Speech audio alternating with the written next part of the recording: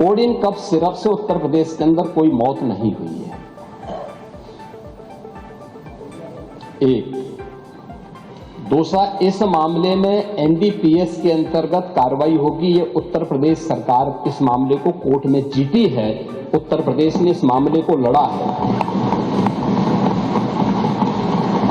तीसरा, उत्तर प्रदेश में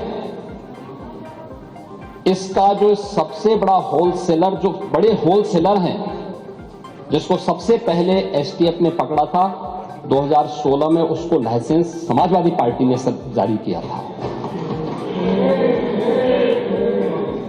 जो फोटो रिलीज हो रही है,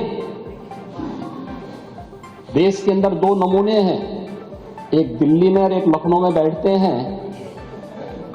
जब देश में कोई चर्चा होती है तो तुरंत वह देश छोड़ करके भाग जाते हैं, और मुझे लगता है कि यही आपके बबुआ के साथ भी हो रहा होगा। वह भी देश से फिर जाएंगे इंग्लैंड की सैर सपाटे में, और आप लोग यहां चिल्लाते रहेंगे।